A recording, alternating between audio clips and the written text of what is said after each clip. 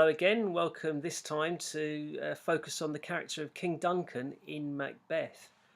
It's a bit of a shorter video, this one. Again, any question on character, a theme of kingship perhaps would be relevant to the character of Duncan, and how maybe he interacts with Macbeth and Lady Macbeth, maybe in connection with appearance and reality. Okay, so who is he? He's the respected King of Scotland, about to retire, having announced his eldest son Malcolm as his heir, the Prince of Cumberland as his heir. A few adjectives, descriptors to use when analysing his character. He's kind, he's loyal, fair, gentle, he's old, he's trusting, naive, weak, poor judge of character. Why would I say poor judge of character? Well, simply because he's had two Thane of Cawdors who've actually betrayed him. The first one at the start, remember Macbeth doesn't start the play as Thane of Cawdor, he starts the play as Thane of Glamis. He's rewarded with the Thane of Cawdor title because the Thane of Cawdor betrayed Scotland in the battle against Norway. And he puts all his trust, Duncan puts all his trust in Macbeth as Thane of Cawdor, and that's the last thing he does really, because he ends up dead. Okay, what's his main role? Well, his main role is to be the victim of a heinous plot to murder him so that Macbeth can become king instead. His also role is to show how a king should perhaps lead his people in a kind and fair manner. He bestows generous praise and rewards upon Macbeth and Banquo for their roles in winning the battle against Norway, and he promises to reward them further for their loyalty. I have begun to plant thee, he says to Macbeth. In other words, this Thane of Cawdor promotion is only the start for you. He travels to the castle of Macbeth and Lady Macbeth for a celebration of the victory. It's here he meets his death. Now, why would he travel to Macbeth's castle? Why wouldn't he have his people come to his castle to celebrate the victory? Just an observation. Shakespeare does contrast his fair and generous kingship with Macbeth's tyrannous one, however. Remember, or you can remember what happens to nature when Macbeth becomes king. It turns on itself. Horses eat each other, small birds of prey attack and eat larger birds of prey. It becomes very unnatural, almost like nature has turned in on herself. And that's because killing the king was against the divine right of kings. People believed that the king was God appointed, and to kill the king was to go against God and to go against a natural order.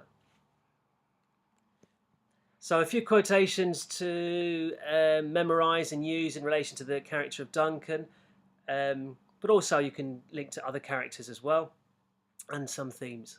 A valiant cousin, worthy gentleman. So this is relevant for Duncan, but it's also relevant to the character of Macbeth and how he's viewed by his king.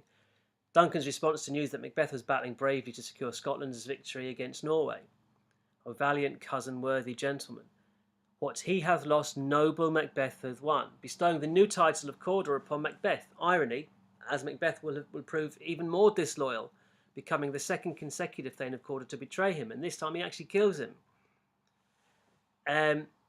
Duncan kind of wistfully expressing his disappointment that the first Thane of Cawdor had betrayed him.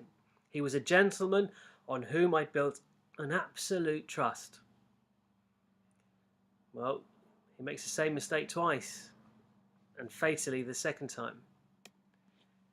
I have begun to plant thee, and will labour to make thee full of growing. This is an important connection with the theme of ambition.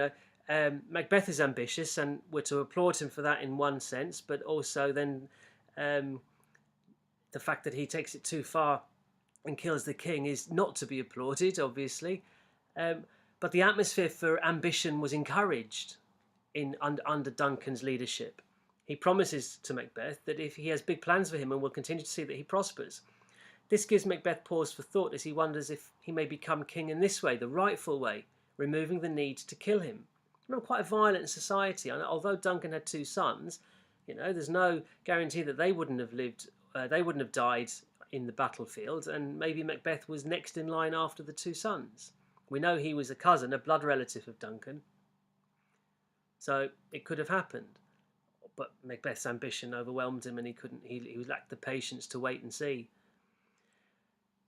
Again, pointing to Duncan's poor judge of character, as he's approaching Macbeth's castle to celebrate Scotland's victory, he says, "This castle hath a pleasant seat." Does it? Mate, I'd be careful about that, because you're not going to see sunrise the next day. You'll be dead. At the hands of a fair and noble hostess, we are your guest tonight. Demonstrating again poor judge of character and setting as he addresses the woman who's preparing to murder him later that night. Fair and noble hostess. I don't think so, Duncan. She goes on to become Macbeth's fiend-like queen, and with good cause. Okay, so as I said, it was a shorter one this time. So exam relevance. Any question on the character of Duncan, or kingship perhaps? Any question on characters of Macbeth and Lady Macbeth and their interactions with him? Any tension and drama? The fact that, the use of dramatic irony. We know the plans are afoot to kill him. He hasn't got a clue. He's talking how the castle has a pleasant seat and Lady Macbeth is his fair and noble hostess, and we're shouting, "No, run, get away. They're planning to kill you." But maybe we're not quite that enthusiastic, but you get the drift.